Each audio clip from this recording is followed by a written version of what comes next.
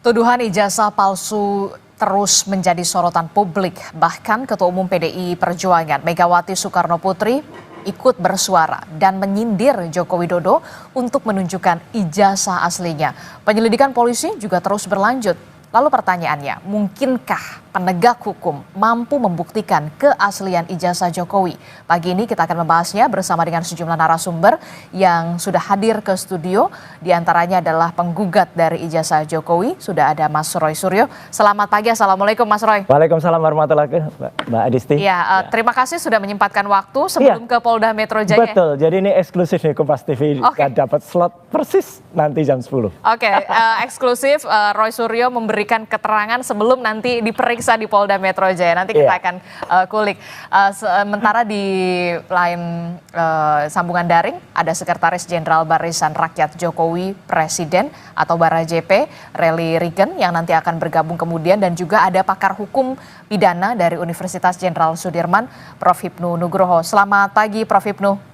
Selamat pagi Mbak Adisti, Bang Roy, Mas Ya, pagi Prof. Oke, kita masih membahas soal gonjang-ganjing tuduhan ijazah Jokowi yang kita tahu ini terus berlanjut dan secara eksklusif begitu. Mas Roy Suryo memberikan keterangannya sebelum nanti akan diperiksa di Polda Metro Jaya. Tapi saya akan tanyakan dulu, Mas Roy, Anda nanti akan diperiksa ini sebagai apa? Ataukah memang sebagai saksi, sebagai penggugat, atau sebagai pelapor, atau kemudian panggilan klarifikasi? Nah, jadi judulnya yang tepat adalah undangan klarifikasi. Undangan klarifikasi. Ya, jadi judulnya undangan, belum berupa panggilan. Saya kira ini trik baru ya dari kepolisian, tapi kita hormati sebagai warga negara yang baik, saya datang karena sifatnya undangan. Tapi memang yang unik di dalam undangan itu ada nama pelapornya, yaitu Joko Widodo. Oke, undangan klarifikasi atas pelaporan Joko Widodo. Ya, tapi tidak ada nama terlapornya. Tidak ada nama terlapornya? Iya, jadi ini aneh juga gitu loh. Jadi ini mungkin perlu ya dicermati baik oleh Kompolnas maupun nanti oleh Komnas HAM bahkan gitu. Karena meskipun tidak ada nama terlapornya, beberapa kawan seperti kemarin ada Pak Rizal Fadilah, ada juga Bu Kurnia, dan nanti juga ada Bu Dr. Tifa, dan juga sebelumnya ada juga Mas Michael yang tadi ada VT-nya, itu diperiksa sampai jam 10 sampai jam 11 malam gitu loh. Jadi saya kira ini perlu ada aturan yang benar ya, yang baku di kepolisian. Jangan sampai belum jelas ada terlapornya, belum jelas kasusnya apa gitu ya. Kasusnya kan udah ada pelapornya. Tapi di situ bahkan ada lokus dan tempus yang disebutkan ya pada tanggal tertentu definitif. Tapi pertanyaannya muter sampai ke jagat muter sana, dan ini saya kira nggak betul ya. Saya kira Kompolnas dan juga mungkin Propam atau bahkan Komnas HAM belum mencermati, karena tidak boleh warga negara biasa yang belum jelas diadukannya terlapornya siapa kok dia diperiksa sampai tengah malam. Tapi kalau kemudian Anda menyatakan tidak ada nama terlapornya, berarti tidak ada nama Anda di kolom terlapornya. Tidak ada. Tapi Anda akan tetap memenuhi sebagai warga negara yang baik, dan nanti akan saya sampaikan saya sebagai apa. Kalau itu sebagai terlapor ya berhak saya untuk tidak kemudian meneruskan ya keterangan, atau selaku misalnya saksi, tapi saksi atas nama siapa? Kalau itu misalnya atas nama saudara kita, kan kita nggak boleh bersaksi. Jadi buat apa berpanjang-panjang? Oke. Tapi sebelumnya sudah adakah kemudian komunikasi dengan pihak kepolisian terkait dengan untuk menanyakan loh kok ini tidak ada nama terlapornya? Tidak apa-apa, karena mereka mengatakan datang aja Pak. Oke, kalau datang ya saya datang ya sebagai warga, sekali lagi sebagai warga negara baik. Jadi supaya tidak ada kasihan kan kayak rekan Abraham Samad ya, sampai detik ini Mbak itu belum terima undangan baik melalui WA tapi sudah disebut mangkir. Ini kan nggak bagus juga lah. Rekan Resmon saya kira juga Dokter Resmon, saya juga mendapatkan info beliau tuh belum dapat panggilan, jangankan fisik, WA pun belum ada. Tapi kalau nanti disebut dia sudah dipanggil. Tapi Anda sudah di WA? Kalau saya sudah terima WA, dan kemudian ditanya apakah bersedia datang, saya bersedia, nggak ada masalah. Tapi Anda sempat menanyakan mengapa kemudian tidak ada terlaporan namanya saya? Belum ketemu. Nanti pada saat ketemu dengan penyelidik atau dengan pemeriksa atau pengundang ya, saya sebut pengundang karena suratnya undangan, itu saya akan tanyakan. Oke, seorang Roy Suryo nanti akan ke Polda Metro Jaya untuk memenuhi undangan klarifikasi. Betul. Pada pukul 10. Pada pukul 10. Apakah nanti akan didampingi kuasa hukum, dan apa saja yang kemudian nanti akan dibawa atau sudah dipersiapkan? Itu hak dari siapapun yang diundang untuk didampingi, meskipun saya juga nanti menyerahkan ada beberapa kawan yang akan dampingi, monggo ya. Kalau persiapan ya saya nggak persiapan apa-apa, ya udah undangannya mana Ya udah itu aja yang dibawa. Nggak ada persiapan, ngapain harus persiapan? Ya gitu. Koordinasi dengan kuasa hukum atau didampingi kuasa hukum? Ya nanti akan kemarin dari teman-teman itu dari tim advokasi yang kemudian menyatakan untuk membela akademisi dan aktivis memang sudah menyatakan di bawah koordinasi Pak Petrus Celestinus dan juga di bawah koordinasi Pak Ahmad Kosinudin itu nanti juga akan mendampingi. Oke, saya ke Bang Relly dulu. Bang Relly, selamat pagi, sudah bergabung bersama kami, Bang Relly. Pagi. Oke, Bang Relly, tadi Anda sudah menyimak bagaimana keterangan dari Mas Roy Suryo yang nantinya akan memenuhi undangan klarifikasi. Sebagai Sekjen Barajp, respon Anda soal kasus ini seperti apa? Apakah nanti akan terus mengawal atau seperti apa? Ya, saya rasa kita udah sama-sama tahu ya proses hukum laporan ke Polda Metro Jaya sudah berjalan atau di Polres Jakarta Pusat. Itu kan penegak hukum sudah apa yang disampaikan oleh Bung Roy Suryo tadi sudah memanggil, tapi apa panggilan isinya itu kan prosedur. Saya rasa kalau kita sih kita serahkan saja ya kepada aparat penegak hukum. Nanti akan aparat penegak hukum kan akan melihat dari saksi-saksi ya, saksi terlapor atau saksi dari Pak Jokowi sendiri, bagaimana ijazah itu nanti akan ada forensik apa yang kemarin dijelaskan, dan ya ikuti aja prosedur hukumnya. Bagaimana ya kita serahkan kepada pihak kepolisian sekarang ini, dan untuk proses mengawalnya ya kita sama-sama lihat tidak ada desakan atau meminta lebih keras, tapi ya proses hukum kita telah limpahkan, diserahkan. Itu aja. Oke, jadi Barajp mengikuti saja, kita serahkan semuanya ke dalam proses hukum begitu ya. Saya ke Prof Ibnu dulu. Prof Ibnu, kalau dari saya ini dulu deh, undangan klarifikasi ini kan agak sedikit berbeda karena bukan panggilan pemeriksaan, undangan klarifikasi. Bisa jelaskan kepada kami yang mungkin belum terlalu tahu paham hukum, undangan klarifikasi ini sifatnya seperti apa nantinya begitu ya. Dan tadi juga Mas Roy Suryo juga mengatakan tidak ada tulisan terlapor atas nama Roy Suryo dan segala macam, walaupun memang ini sebenarnya teknis, tapi seperti apa sebenarnya, Prof Ibnu? Mbak Adistia, jadi dalam hukum acara pidana itu namanya adalah pemeriksaan pendahuluan. Pemeriksaan pendahuluan? Iya, pemeriksaan pendahuluan. Pemeriksaan pendahuluan itu ada dua, ada di penyelidikan, ada di penyidikan. Oke. Nah, hari ini kalau bahasanya klarifikasi, tampaknya masih penyelidikan. Apa itu penyelidikan? Adalah tindakan penyelidik untuk mengetahui suatu peristiwa. Apakah ini peristiwa pidana atau tidak? Nah, itu. Kalau ini bukan peristiwa pidana, berarti selesai. Tapi kalau nanti peristiwa pidana naik, dipanggil menjadi saksi. Nah, itu sudah jelas nanti. Kalau sudah sidik, karena sidik itu adalah suatu peristiwa tindakan penyidik untuk mengumpulkan barang bukti guna menentukan tersangka. Jadi begitu sudah ada pemeriksaan, penggeledahan, kemudian barang bukti baru penentukan tersangka. Itu sudah penentuan panggilan sebagai saksi. Nah, sekarang tampaknya pandangan kami masih penyelidikan atas laporan seseorang. Sehingga peristiwa ini peristiwa pidana atau bukan peristiwa pidana. Begitu. Oke, jadi memang ini adalah pemeriksaan pendahuluan. Tapi kemudian di sana tertera jelas pelapornya Joko Widodo, kemudian terlapornya masih kosong. Nah, ini gimana nih secara technically? Iya, kalau pelapor kan siapa saja bisa melaporkan. Tapi dalam konteks pelapor ini kan penyidik yang tahu apakah ini peristiwa pidana atau bukan. Nah, ini klarifikasi. Jadi kalau seandainya misalkan nanti hasil klarifikasi, oh ini tidak ada peristiwa pidana, sampaikan pada pelapor ini bukan tidak pidana ini, nah gitu. Atau nanti kalau sudah masuk, ini ada bukti-bukti terkait dengan apa yang dilaporkan, ya berarti masuk meningkat menjadi penyidikan. Nah, disitulah nanti kalau kita mendengar istilah sprindik. Nah, di dalam sprindik itu ditentukan siapa saja yang sebagai terlapor. Oke, biasanya untuk pemeriksaan pendahuluan ini dari pandangan Anda begitu kan, apa saja yang kemudian nanti menjadi objek begitu ya, walaupun tidak secara terperinci, tapi kita tahu secara garis besar juga kan seiring berjalan juga polisi juga lagi menunggu hasil laboratorium forensik atau lab-for begitu untuk ada pembanding ijazah-ijazah teman Jokowi, kemudian juga rekan dari Jokowi di UGM. Nah, Anda melihatnya seperti apa? Langkah ini memang untuk mempercepat pemeriksaan atau undangan klarifikasi terhadap sejumlah orang atau seperti apa?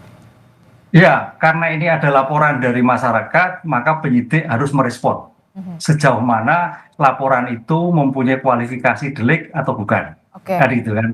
Nah, sekarang nanti lanjut kedua, yang dilaporkan itu objeknya apa?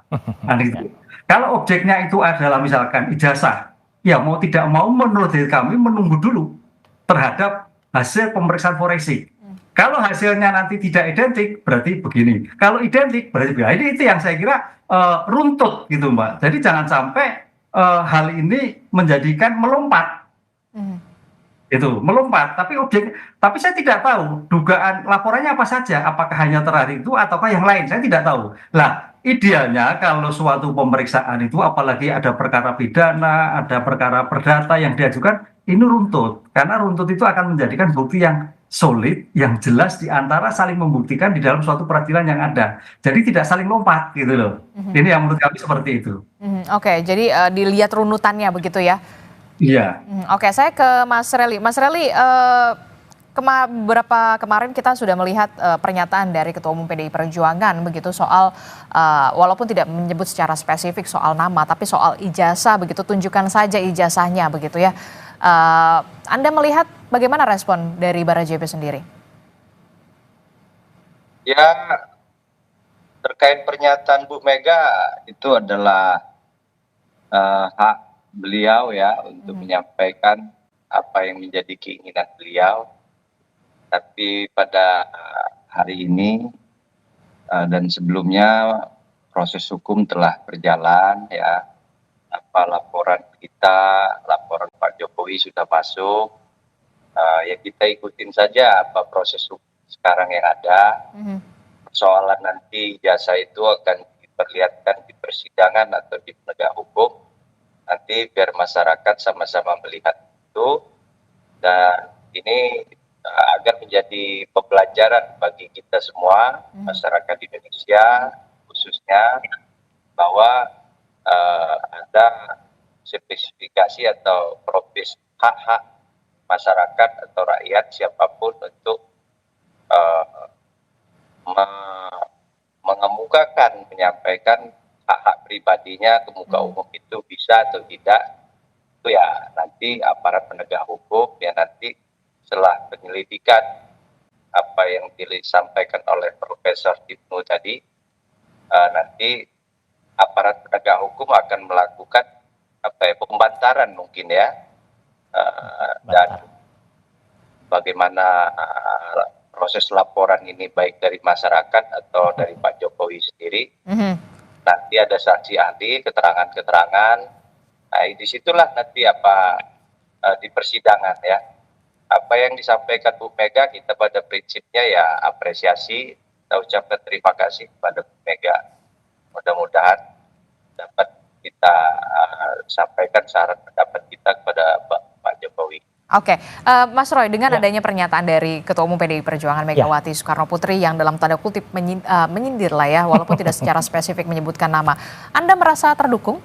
Bukan masalah terdukung ya, saya bersyukur makin banyak orang waras di negeri ini. Hah? Iyalah. Loh, Kenapa? Pak, waras itu artinya bisa berpikir sehat. Ya jelas lah, Ibu Mega itu adalah dulu yang mengangkat Jokowi, kemudian bahkan mendukung ketika masih didukung oleh PDI Perjuangan. Artinya itu adalah nasihat yang sangat bagus dari orang yang pernah mengangkat Jokowi gitu loh. Kalau kemudian yang diangkat tidak merasa, ya itu kan kayak malin kundang aja gitu berarti kan. Gitu. Jelas betul nih statement dari Ibu Mega, dan saya kira statement dari mostly ya orang kan udah banyak sekali. Saya kira Mbak Adisti dan pemirsa Kompas TV kan bukan hanya dari Ibu Mega statement semacam ini. Udah tunjukkan aja gitu. Kayak bahkan Barack Obama pun ketika disinggung dia tidak kelahiran Amerika, dia dengan langsung menunjukkan birth certificate-nya gitu, artinya kelahiran sertifikat. Dan saya kira ini kalau pikiran, sekali lagi saya ulangi, pemikiran orang waras ya seperti ini. Gitu loh. Jadi tunjukkan ya saja, tunjukkan saja selesai gitu, dan tidak membuat masyarakat kemudian malah artinya kemudian dikriminalisasi, ya saya bilang gitu. Berlarut-larut begitu. Berlarut-larut karena ada pemeriksaan sampai dengan Bu Kurnia sampai jam 11 malam, ya. Kemudian nanti nggak tahu sampai jam berapa rata-rata untuk sebuah hal yang sifatnya klarifikasi. Dan sekali lagi tadi ada kalimat yang menurut saya sampai tersenyum, ya, ada istilah pembantaran. Itu pembantaran tuh orang yang sakit kemudian dibantarkan ke rumah sakit gitu lah dalam sebuah pemeriksaan. Ini jauh sekali dari situ. Jadi artinya sekali lagi kalau soal Bu Mega, ya, kalau dia itu merasa bahwa dia dulu pernah dibesarkan dan dia tidak menjadi malin kundang, harusnya dia ikut saran dari Bu Megawati. Oke, tapi apa yang kemudian menjadi keyakinan Anda dan juga bersama rekan-rekan yang lain begitu yang juga kemarin juga sudah memenuhi undangan klarifikasi kalau ini ada yang dalam tanda kutip dugaan seperti tuduhan Anda begitu ya, ada yang tidak beres begitu. Iya, karena nggak beresnya begini. Katanya kan kita hormati ya, Jokowi katanya ijazah saya tidak pernah dikeluarkan sama sekali. Ya gitu. Tapi bukannya kemarin pas di Bareskrim itu betul. Itu dititipkan Oke, untuk apa-apa. diberikan. Kita hormati itu. Tapi artinya berarti ada ijazah yang sebelumnya sudah keluar. Itu kan berarti kan bukan itu ijazahnya, katanya kan gitu. Oke. Nah, berarti ijazah yang pernah ditunjukkan oleh salah seorang kader partai, ya, itulah seharusnya justru terlapor. Dia harusnya disebut membuang hoax, ya gitu, atau kemudian menyampaikan hoax. Karena apa? Karena jelas betul yang dia sampaikan ini biar nggak ribut atau biar tenang lebarannya. Waktu itu tanggal 1 April dia bilang inilah yang asli. Itu dia bilang. Begitu dia bilang yang asli dan ternyata disebut itu bukan yang asli. Dr. Rismond, Dr. Roy, Dr. Tifa menganalisis yang salah. Lah berarti orang yang memastikan yang itu yang asli itu harusnya diperiksa dulu. Dan dialah sebenarnya bisa kena di dalam pasal 32 dan 35 Undang-Undang ITE. Kami ini kan tidak melakukan apapun terhadap ijazah itu. Tidak menambah, tidak mengubah, nggak nambahin kacamata gitu ya. Kemudian tidak mengubah font gitu ya. Nah, tapi kalau pasal itu ditancapkan, itu yang nanti mungkin harus dipertanyakan oleh semuanya gitu ya. Kenapa sebuah pasal yang harusnya dikenakan pada kader PSI itu, yang dia menampilkan, membuat asli sesuatu yang sebenarnya tidak asli, katanya begitu. Itulah yang malah tidak kena. Justru kita yang sama sekali kita tidak menyentuh alat bukti elektroniknya, itu mau dikenakan dan itu kan tujuannya agar sanksi pidana yang sangat gede gitu ya, 8 tahun, 12 tahun, itu bisa jadi alasan untuk nanti melakukan tindakan lebih jauh. Tapi nggak apa-apa lah, sekali lagi biar masyarakat melihat ini, jadi makanya saya datang, bahkan diundang Kompas TV pun pada saat-saat yang orang bilang, oh saatnya kritis banget mas, itu waktunya mepet gitu. Enggak, saya hormati media seperti Kompas TV dan juga media yang lain termasuk podcast, kayak podcast Sentana kemarin, dan podcast yang lain kayak Abraham Samad, podcast Diskursus, podcast Forum gitu ya. Untuk kemudian menyampaikan ini kepada masyarakat, dan podcast-podcast ini adalah selaku pilar keempat dari demokrasi. Gitu. Mereka hanya menyampaikan informasi yang seharusnya diketahui oleh masyarakat, termasuk Bu Mega. Kalau Bu Mega misalnya tahu itu sudah ditayangkan, ya sudah selesai gitu loh. Tapi bagaimana respon Anda ketika kemarin adik ipar Jokowi kemudian membawa itu ke Bareskrim begitu, kemudian apakah Anda juga punya keyakinan kuat tentang apa yang sudah Anda katakan pada kita hormati semua. Jadi bahwa Pak Wahyudi atau siapa gitu namanya kemarin adik ipar atau adiknya Iriana itu bawa, meskipun itu agak lucu gitu. Artinya kan harusnya dia itu dipanggil gitu ya. Dipanggil kemudian ada proses penyitaan gitu. Ini kan kemarin hanya ditunjukkan ketika dia datang. Tapi oke lah, itu kita hormati semua. Kalau moga-moga tadi Bareskrim kemudian nanti dalam lapornya itu meneliti itu. Tapi menarik kemudian pendapat dari Prof. Hipnu juga gitu di Kompas beberapa waktu yang lalu, kalau kemudian itu nanti akan disandingkan atau harus ada misalnya harus ada pembanding gitu. Saya pernah menyatakan pembanding sebaiknya yang netral dari luar. Kalaupun tidak, ijazah itu harus bisa ditampilkan oleh lapor. Misalnya ya, ditolak nggak usah ada pembanding. Tapi ijazah itu kan diperiksa oleh lapor. Supaya jelas, ijazah itu harus tampilkan. Kemudian keterangan dari lapor tidak boleh hanya berubah satu kalimat saja, misalnya yang otentik atau identik. Mbak pernah nggak? Misalnya kita diperiksa kesehatan, ya operasi dari lab manapun kan jelas, misalnya SGPT berapa, SGOT berapa, jelas detail kan? Kan kita nggak mau terima aja misalnya Anda sehat gitu, sehatnya kenapa gitu, atau Anda kurang sehat. Nah situ jadi nanti terperinci, harus terperinci kertasnya terbuat apa, nanti hasil carbon datingnya kayak apa, tinta setidaknya ada 5 tinta di situ. tinta pertama itu tinta cetaknya menuliskan ijazah, kemudian telah diberikan bla bla bla bla, kemudian nama cetak itu. Kemudian tinta yang kedua itu tinta nuliskan nama, ya, oleh si penulis nama. Itu juga tintanya beda. Tinta ketiga itu adalah tinta tanda tangan tanda tangan rektor dan juga tanda tangan dekan. Itu tintanya pasti lain-lain. Tinta yang keempat, tinta yang kemudian untuk logo UGM yang sifatnya itu adalah warnanya emas gitu ya. Nah, tinta selanjutnya adalah tinta berupa cap dari fakultas yang ada. Nah, itu harus ada keterangannya masing-masing. Tinta terbuat dari apa namanya, kimianya apa, unsurnya apa saja. Kalau tidak serinci itu, ya, kalau kemudian tidak ada pembanding, ya, masyarakat akan menilai ini pemeriksaan lab 4 kok kayak gini gitu, kok abal-abal gitu loh. Tapi kalau itu ada, saya hormati lab 4, ya gitu, dan biarkan itu akan menjadi diskursus di masyarakat. Oke, baik. Secara terperinci harus benar-benar secara transparan, detail begitu ya, disampaikan kepada masyarakat. Tapi kemudian yang jadi pertanyaan Prof. Hipnu, kasus semacam ini bagaimana sebenarnya nanti mekanismenya begitu? Apakah dimungkinkan apa yang disampaikan oleh seorang Roy Suryo, pihak kepolisian akan secara detail begitu ada pembandingnya begitu, menyampaikan soal bagaimana hasilnya, tidak hanya otentik atau tidak otentik begitu ya, tapi juga secara terperinci dijelaskan kepada publik secara gamblang begitu, jadi kemudian tidak berlanjut dan tidak berlarut-larut. Mungkinkah demikian bisa nanti akan dilakukan oleh polisi? Tapi jangan dijawab dulu Mas Hipnu, kita akan kembali usai jeda dan temukan jawabannya sesaat lagi.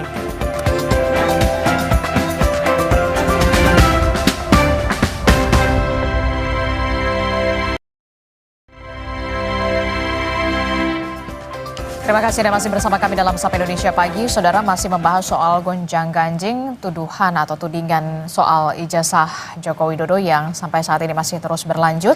Dan rencananya memang Roy Suryo yang hadir di pagi hari ini pada pukul 10 pagi nanti akan memenuhi undangan klarifikasi dari penyidik Polda Metro Jaya. Saya masih meneruskan dialog saya bersama dengan Mas Roy Suryo, kemudian ada Prof. Hipnu dan juga Mas Rigen. Saya ke Prof. Hipnu dulu. Prof. Hipnu, setelah mendengar penjelasan dari Mas Roy, untuk sebenarnya permasalahan ini baru pertama kali terjadi besar di Indonesia atau kemudian sebelumnya sudah pernah ada case semacam ini, dan nanti akan seperti apa? Mungkin nggak kemudian pihak kepolisian begitu ya, polisi menyampaikan secara gamblang dan secara terperinci detail hasil laboratorium forensik, ataukah cuma nantinya hanya otentik atau tidak otentik? Akan seperti apa nanti mekanismenya untuk bisa transparan? Itu Mbak, betul. Jadi memang dugaan itu kan 263. Jadi 263 itu ada dua norma, membuat surat palsu atau memalsukan surat. Gitu. Kalau membuat surat palsu itu dari tidak ada menjadi ada. Tapi kalau memalsukan surat itu adalah ada poin-poin yang dipalsukan. Misalkan tadi memang betul, misalkan nanti dalam suatu ijazah itu kan ada kop suratnya, ada tanda tangannya, ada jenis tintanya, ada jenis nomornya dan sebagainya, itu akan dilihat semua. Mana titik-titik yang palsu, tidak identik, istilahnya tidak identik. Nah, itu yang terkait dengan memalsukan surat, bukan membuat surat palsu. Kalau membuat surat palsu, kayaknya kemarin UGM sudah menjelaskan kan itu, wah ini ada dan sebagainya. Nah, sekarang terminologi yang kedua, memasukkan surat. Nah, dalam kasus seperti ini banyak Mbak, tapi pelakunya adalah orang-orang biasa. Gitu. Orang-orang biasa terkait dengan surat, dengan akta otentik, kan gitu, dengan sertifikat, kan banyak itu Mbak sekarang abal-abal itu kan. Nah, tapi ini permasalahannya adalah Pak Jokowi, mantan presiden. Ini yang jadi problem kan seperti ini. Dan mendapatkan atensi seluruh Indonesia. Iya, kan ini suatu luar biasa. Belum bicara nanti dampaknya, belum kita bicara integritasnya, belum kita bicara banyak sekali kaitannya dengan permasalahan-permasalahan yang kehidupan berbangsa dan bernegara ini. Inilah yang saya kira menjadikan problem besar. Memang betul tidak semudah, ini mudah, tapi dampaknya luar biasa. Itu yang menyangkut subjek hukumnya. Kalau yang biasa, subjek hukumnya biasa, antar orang, memasukkan sertifikat, memasukkan tentang keterangan-keterangan yang lain itu banyak terjadi, dan itu bisa diuji semua di lab 4 kan itu. Nah, pertanyaannya memang betul, jadi karena ini menyangkut masalah suatu orang besar, dan ya mudah-mudahan nanti Baris Krim bisa menjelaskan secara detail.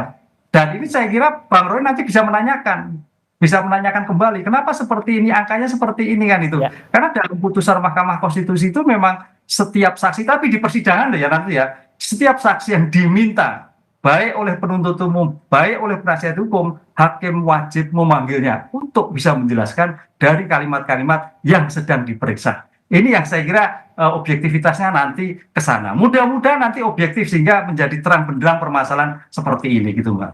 Atau kemudian dengan kata lain begini, membuka forum begitu ya ketika ada Mas Roy Suryo, kemudian ada Pak Jokowi dan juga beberapa ahli, mungkin tidak masuk sampai ke ranah pengadilan begitu, cukup sampai di pembuktian, klarifikasi lah ibaratnya, mungkin nggak semacam itu, atau kemudian ada hal yang lain begitu untuk treatment untuk yang ini gitu loh, secara hukum. Iya, kalau sekarang itu penegak hukum kan mencoba alternatif penyelesaian yang tepat, cepat, dan gitu kan, tepat dan cepat. Nah, oleh karena itu seperti sampaikan Bu Megawati, kalau sudah disahkan semua lihat sudah selesai, kan gitu kan. Saya kira ini buktinya ke sana. Jadi kalau sudah diserahkan, kemudian semua pihak melihat dari pihak-pihak yang terkait tergugat sudah clear lah, sudah asli. Kenapa mesti sampai pada suatu tindakan yang lain?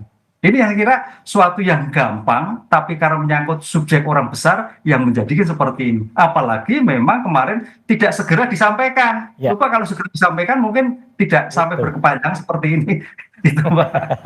Oke, jadi sebenarnya bisa lebih cepat begitu ketika bisa segera disampaikan gitu, biar bisa tidak berlarut-larut begitu ya. Betul, sampai Bu Megawati seperti jelas itu sudah masa sepele kok seperti itu, tapi luar biasa. Ini kalau sampai terjadi seperti itu, Mbak. Karena orang besar gitu. Saya meminta respon dari Barajp dulu deh. Gimana ini sebenarnya kan sesimpel itu aja gitu, ditunjukkan tidak sampai berlarut-larut begitu, tidak memakan waktu, ditunjukkan saja. Diperlihatkan kalau memang benar, kebenaran itu memang nyata adanya begitu. Respon Barajp. Ya, sebetulnya kan ini sudah lama ya apa yang disampaikan oleh tadi, sudah lama Pak Jokowi dari dia presiden periode pertama sampai periode kedua sampai akhir masa jabatannya kemarin, ini dibiarkan dan tidak ada juga dilakukan apa kita atau relawannya atau Pak Jokowi sendiri melaporkan kan, artinya itu hak pribadi beliau, dan untuk menyampaikan memperlihatkan bahwa ijazah beliau itu sudah dilakukan dari beliau sebagai wali kota, sebagai gubernur, itu waktu itu Pak Roy Suryo itu Pak Menteri waktu itu, waktu Pak Jokowi gubernur, terus presiden, dan itu ada proses yang dilakukan tahapan-tahapan baik di KPU ya ataupun di kepolisian untuk mengurus pencalonan beliau. Jadi saya rasa keabsahan itu yang bisa menyatakan apa yang disampaikan Pak Jokowi waktu itu, yang berhak itu saya untuk menyampaikan atau tidak itu saya. Atau saya akan sampaikan itu, yang meminta tuh nggak boleh. Apa waktu itu ada rombongan TPA apa ya yang ke rumah Pak Jokowi di Solo, sudah disampaikan waktu mereka meminta ijazah Pak Jokowi ke rumah Bapak di Solo, dan beliau enggan memberikan, memperlihatkan, tapi setelah itu diperlihatkan kepada wartawan. Artinya sekarang proses hukum telah berjalan, telah apa saudara Roy Suryo hari ini apa minta keterangan atau dipanggil sebagai apa, itu prosesnya penegak hukum lah yang tahu. Untuk tanggapan kita dari Barajp, ikutin saja, dan kalau memang merasa itu salah atau benar, apa salahnya sih kita minta maaf. Ya saya rasa nggak ada ya, kita ini juga sama-sama warga negara yang baik. Pak Roy Suryo juga, apa yang didaung-daung Pak Suryo dan kawan-kawan, jadi kalau memang dapat keterangan dari unggahan atau pernyataan Ya, kita kan manusia biasa ya, Aha. tapi kembali lagi kepada Roy Suryo dan kawan-kawan. Jadi Mungkin Anda menginginkan seorang Roy Suryo ketika memang ada kesalahan begitu meminta maaf secara langsung begitu atau kemudian di depan publik begitu, Bang ya Roy? saya tidak sampai ke pernyataan sejauh ini ya, kalau tidak Roy Suryo dan kawan-kawan itu merasa bahwa ini mereka kan mendapat unggahan dari saudara Sandi ya Nah, itu sebelum di justru dan dia itu yang salah. dan saya rasa yang disampaikan Bu Mega itu kan saran pendapat yang bagus. Nah, sekarang Roy Suryo dan kawan-kawan ya kita sama-sama manusia biasa. Roy Suryo ini mantan pejabat, mantan tokoh, Pak Jokowi juga presiden 2 periode. Sebetulnya ini karena ada keinginan untuk menyampaikan ini mungkin beda caranya ya. Saya rasa hal-hal seperti ini tidak perlu diulangi lagi lah. Cukup sampai di sini buat pembelajaran. Mhm. Nah, sekarang apa yang dihadapi ya hadapin aja dulu ya. Tapi ya jangan terus kita seolah-olah kita menyatakan diri kita betul, benar. Ya seperti apa yang dikatakan Prof. Hipnu tadi ya, itulah proses hukumnya. Nah, saya Oke. dengar ya berapa hari ini, Mhm. ya jangan kita ego ya saling. Jadi saya rasa Pak Jokowi juga mantan kepala negara, mantan presiden ya. Mudah-mudahan ya beliau, tapi bagaimana itikat baik dari kawan-kawan lah. Itu saja Oke. saran pendapat saya bagi kawan-kawan yang masih belum puas. Oke, silahkan Mas Roy. Iya. Mas Roy. Saya kira nggak apa-apa kalau real ya, itu artinya siapa tahu ya, justru misalnya Kalau memang ada kekeliruan, kalau ada kekeliruan bukannya Anda bersedia untuk bukan menyampaikan kalau permintaan maaf? kekeliruan, tapi insya Allah kalau memang itu yang kami teliti ya, jelas-jelas itu adalah fake dokumen ya. Ternyata kalau yang diunggah yang diunggah oleh Sandi ya itu. Oke. Nah, ternyata kalau misalnya Sandi mengunggah dokumen salah, dia juga harus yang minta maaf. Tapi kalau ternyata dokumen itu ternyata yang salah adalah yang punya Pak Jokowi, ya Pak Jokowinya juga harus minta maaf, gitu. Kan clear aja, kita kan katanya semua equality before the law, semuanya sama di muka hukum. Tapi juga demikian juga ketika pemeriksaan ini, juga sekali lagi saya sampaikan, dari Pak Ahmad Kosinudin ya, selaku tim kami itu juga mengatakan ini benar-benar pemeriksaan yang di luar batas gitu loh. Kenapa di luar batas? Ya karena baru pada tahap klarifikasi saja, undangan. Itu sudah sampai saksi itu diperiksa ibu-ibu loh ini ya, Bu Kurnia tuh dari jam 10 pagi sampai jam 11 malam gitu kan. Udah kayak sifatnya udah kayak tersangka saja gitu ya gitu kan. Jadi artinya tidak clear, sedangkan yang pelapornya itu Mbak, itu baru melaporkan dan hanya 2 jam kemudian katanya sudah cepat sekali gercep dan belum ada satu saksi pun dari pihak pelapor itu yang diperiksa.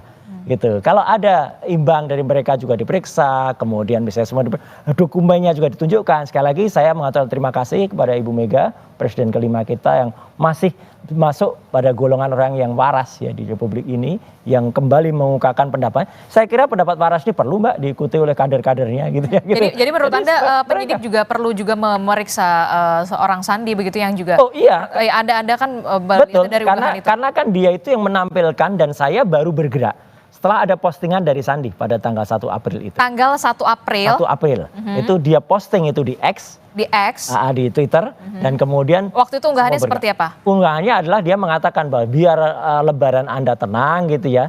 Inilah ijazah yang asli, dia bilang gitu. Oke. Nah, itulah kemudian diperiksa. Kenapa kami meneliti itu? Dari dasar unggahan itulah kemudian. Ya, karena unggahan itu lebih maju dari fotokopi yang disampaikan oleh Dekan Fakultas Kehutanan, Pak Sigit Sunarta, yang masih berupa fotokopi hitam putih. Ini berwarna. Jadi, kalau ini berwarna ini menarik untuk diteliti.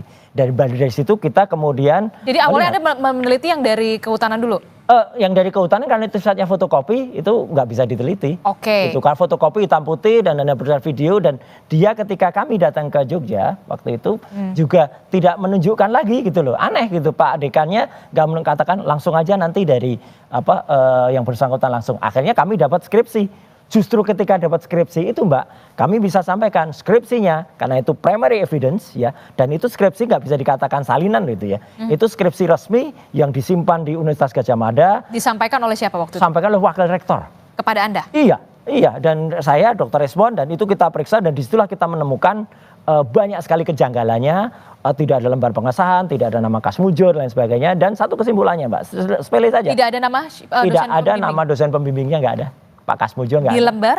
Di lembar di dalam skripsi itu. Kan aneh gitu. Yang namanya dosen pembimbing, meskipun itu bukan dosen pembimbing akademik ya, misalnya ya, meskipun itu dosen pembimbing skripsi, meskipun sekarang ada juga kayaknya ada sinkronisasi. Tadinya dosen pembimbing skripsi loh ya, terus sekarang dikoreksi jadi pembimbing akademik. Oke lah, tapi tidak ada lembar pengujian, dan kesimpulannya kita jelas. Kalau dari sebuah telur yang busuk, anggap aja skripsi ini busuk, tidak mungkin menghasilkan hewan atau ayam yang bagus.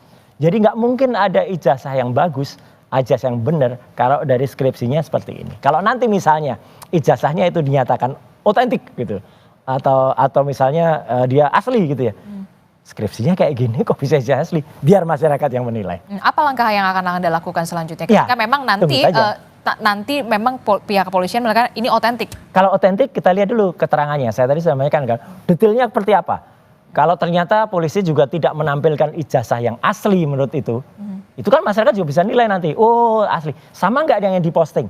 Ternyata kalau sama, ya berarti kami juga menganalisis subjek yang sama gitu. Tapi kalau ternyata itu beda, nah ini masuk ke pasal 32 atau 35, ada seseorang yang namanya Sandi itu ya, itu yang kemudian sempat memposting sesuatu yang dianggap asli padahal tidak asli. Masuklah itu, harusnya dia yang kena pasal 32 dan 35 Undang-Undang ITE. Oh, gimana Prof Hipnu? Ya. Anda melihatnya dengan penjelasan ini agak sedikit kompleks ya?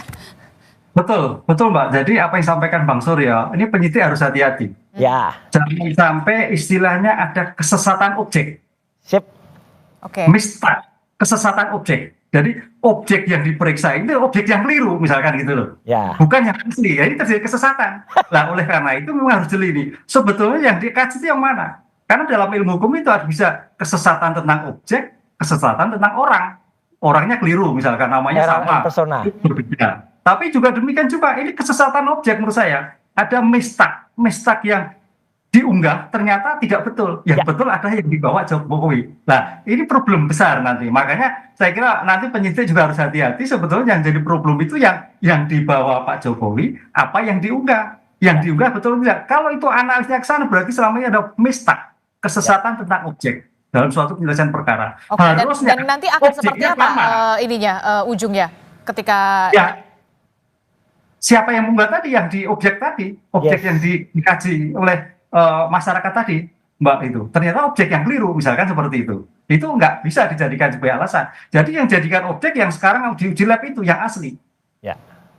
Sejauh mana keaslian lagi yang dipertanyakan Bang Roy kan seperti itu. Ya. Ini saya kira penyidik harus catatan tertentu ini tidak menjadi suatu problem di persidangan yang berlari-lari lagi, karena dua objek yang berbeda dalam objek asli dan objek yang unggahan kan itu. Mana yang primer, mana yang sekunder. Yang primernya kan di bawah, yang sekundernya ini yang jadi perdebatan terus mengalir terus gitu Pak. Ini yang saya kira harus hati-hati dalam menilai ini, jangan sampai nanti terjadi obskur dalam suatu pemeriksaan perkara. Dimungkinkan nanti akan ada membuka opsi, mungkin akan ada undangan klarifikasi juga kepada seseorang yang memang waktu itu mengunggah. Iya harus menurut saya. Bagaimana Prof Hipnu Anda menilainya? Iya. Dalam hukum pidana kan mencari kebenaran material, Mbak. Kebenaran yang sebenar-benarnya. Sehingga semua yang mengetahui keadaan terkait dengan dugaan ijazah, semua harus dipanggil, diklarifikasi. Gitu. Oke. Terakhir saya mau apa yang harus dilakukan oleh polisi? Jangan sampai kemudian ini berlarut-larut, termasuk juga soal kehati-hatian, Prof Hipnu. Ya, ada dua dimensi ya terkait dengan tadi Bang Fel menyatakan kan delik aduan. Siapa tahu ini selesai kan itu, bahwa ternyata apa yang dilakukan keliru. Boleh itu clear, karena namanya delik aduan sampaikan Pak Jokowi itu kan delik yang diteruskan atau tidak tergantung pada pengadu. Oke. Itu yang pertama. Tapi kalau delik terkait dengan laporan ini menguji tentang ijazah asli ya berjalan. Berjalan karena itu laporan masyarakat yang merupakan delik umum. Delik umum itu tanpa ada pencabutan terus berjalan untuk menguji keabsahan. Tapi dari diskusi hari ini saya melihat ada dua sumber pokok, mana yang asli, mana yang tidak, yang jadi subjek pembicaraan yang mana. Ya. Ini yang saya kira harus sinkronkan, sehingga harus teliti betul siapa yang sebetulnya bertanggung jawab atas kasus ini, menjadikan suatu perdebatan panjang. Oke, terakhir untuk Bang Rally, Ya, bagaimana? ya kita apa tadi yang disampaikan oleh Prof. Hipno, apa ya saran dan pendapat hukum beliau itu sudah dikemukakan bahwa aparat penegak hukum itu adalah proses yang harus dilakukan oleh aparat penegak hukum, dan untuk kawan-kawan ya Roy Suryo dan kawan-kawan ya ikutin aja proses hukumnya, yaitu aparat penegak hukum.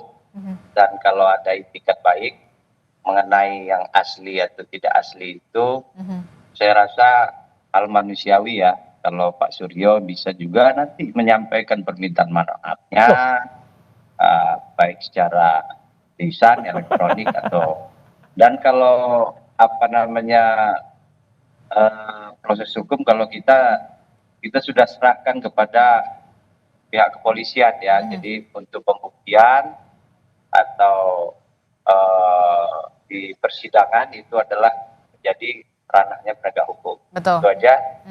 Ya. Oke, terakhir Ya. Mas Roy, apa yang ingin Anda respon? Jangan memframing ya gitu. Artinya seolah-olah dikatakan yang salah. Jelas nanti yang salah itu adalah orang yang memposting objek yang tidak benar.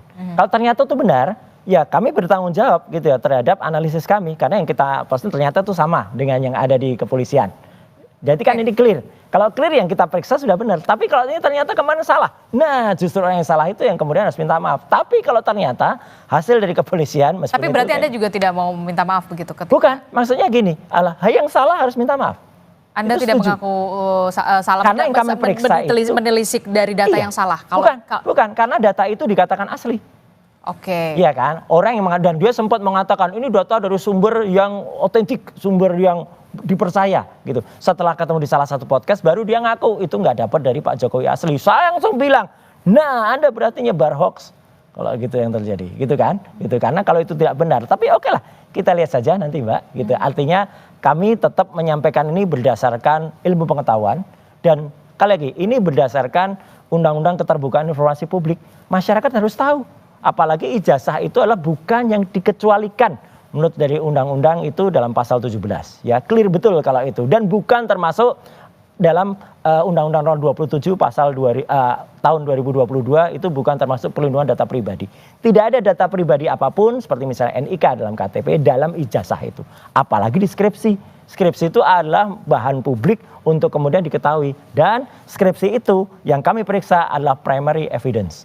Kalau itu nanti dikatakan, oh skripsinya bukan yang itu. Nah satu lagi berarti yang telah memberikan bukti yang tidak benar, yaitu UGM. Makanya kan ini ada gugatan juga terhadap UGM, termasuk gugatan kepada Pak Kasmujo, yang dia mengaku tadi katanya dosen pembimbing skripsi, ternyata kemarin mencoba sekarang digeser, dikoreksi menjadi dosen pembimbing akademik, padahal jelas betul yang dikatakan tahun 2017 dulu oleh Pak Jokowi, dia adalah pembimbing skripsi. Gitu. Jadi kan kalau pembimbing skripsi harusnya ada di skripsi. Jadi kenapa saya harus mengatakan skripsi? Karena kalau skripsi itu 99,9% ya itu kami benar-benar meriksa dari primary evidence. Kalau ijazah oke lah, kalau itu dikatakan ijazah, oh itu bukan ijazah yang asli. Meskipun itu kami percaya tadinya oleh Sandi. Tapi kalau itu ternyata nanti dari tempat Pak Jokowi itu yang asli, nggak apa, harus dipublish. Sehingga dengan demikian hasil dari publikasi itulah yang kemudian boleh jelas dan kita boleh meneliti. Karena dia adalah tokoh publik, pejabat publik, dan kita adalah warga akademisi, warga yang melihat itu secara saintis, dan pernyataan bahwa palsu tidak palsu, Mbak. Sekali lagi, ini adalah pernyataan akademik, pernyataan ilmiah. Ada yang namanya fake, not fake. Ada yang namanya match, mismatch. Ya, jangan kemudian itu, oh itu palsu, itu enggak. Ini adalah definisi dalam ilmu pengetahuan. Oke, Anda siap untuk menempuh? Oh iya, harus. Kalau semua siap, harusnya itu akan bagus. Tapi kalaupun tidak, ya ikuti saja saran Bu Mega, tampilkan saja selesai gitu. Dan itu disampaikan oleh Bu Mega kemarin ketika launching buku secara ilmiah di BRIN. Jadi saya kira ini dalam kajian ilmiah juga gitu. Oke, baik. Kita akan tunggu bagaimana kelanjutan dari kasus ini dan juga undangan klarifikasi yang nanti Anda penuhi di penyidik Polda Metro Jaya. Terima kasih Mas Roy Suryo telah bergabung bersama kami. Kemudian Prof. Hipnu, terima kasih. Dan juga Bang Reli, terima kasih sudah bergabung bersama kami. Sehat selalu Bapak-Bapak. Assalamualaikum, selamat pagi. Waalaikumsalam.